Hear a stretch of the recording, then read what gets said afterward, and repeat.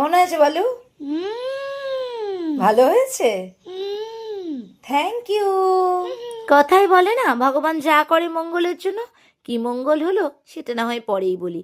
মা বলতো 1 লিটার দুধে 1 মুঠো চাল দিলে পায়েস নাকি একেবারে ঠিকঠাক নামে। মায়ের কথা মাথায় রেখেই 2 লিটার দুধের পায়েস করে নামালাম পৌষ পার্বণের আগের দিন রাত্রেবেলায়। রাতে ডিনারের জন্য গরম গরম মাটন কিমা আর রুটি নিয়ে মেয়েকে যখন ডিনার করাতে গেলাম, দেখলাম মেয়েটা আমার পড়াশোনা করে আমায় না বলে না খেয়েই ঘুমিয়ে পড়েছে।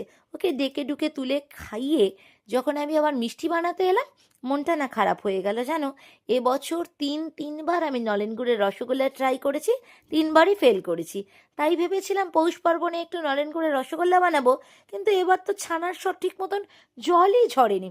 তাই মন খারাপ করে যখন বসেছিলাম, ভগবান বলল মন খারাপ করিস না, আমি তো আছি, আমি যা করি মঙ্গলের জন্য।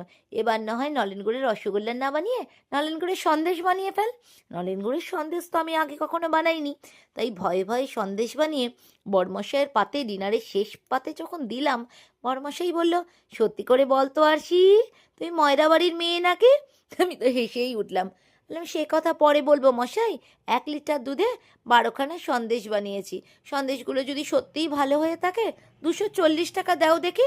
আমাদের এখানে যে বিখ্যাত মিষ্টির দোকান আছে জানো, এই সন্দেশগুলো ওরা 20 টাকা করে বেচে।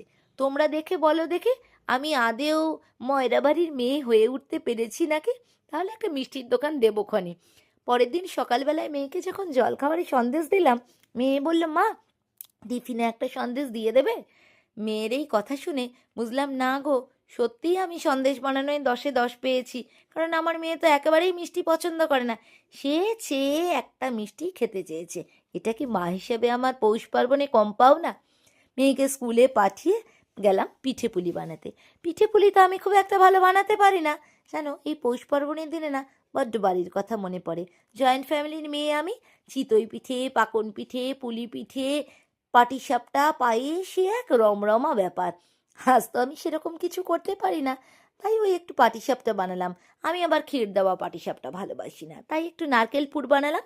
আর এই তাওয়াটা জানো তো 2 বছর আগে কিনেছিলাম, সেরকম একটা ব্যবহার করিনি। কিন্তু গতকাল যখন এতে পাটিসাপটা বানালাম, দেখলাম না, প্রত্যেকটা পাটিসাপটা প্রথম থেকে খুব সুন্দর উঠলো। আমি ভাবলাম এটাকে এবার পাটিসাপটা তাওয়া হিসাবে ব্যবহার করব। তোমরা কে কি পাটিসাপটা মানে পিঠে পুলি বানালে কালকে সেটা কমেন্ট করো। আমি ওই পায়েস, পাটিসাপটা, সন্দেশই বানিয়েছি। ও হ্যাঁ, এবার থেকে কিন্তু প্রত্যেক শনিবার আরুষিস ব্লগে আমি আসবো বকম বকম আরশির আড্ডাখানায়। তোমরাও এসো কিন্তু। আজ তাহলে আসি, আমি কিন্তু তোমাদেরই আরশি।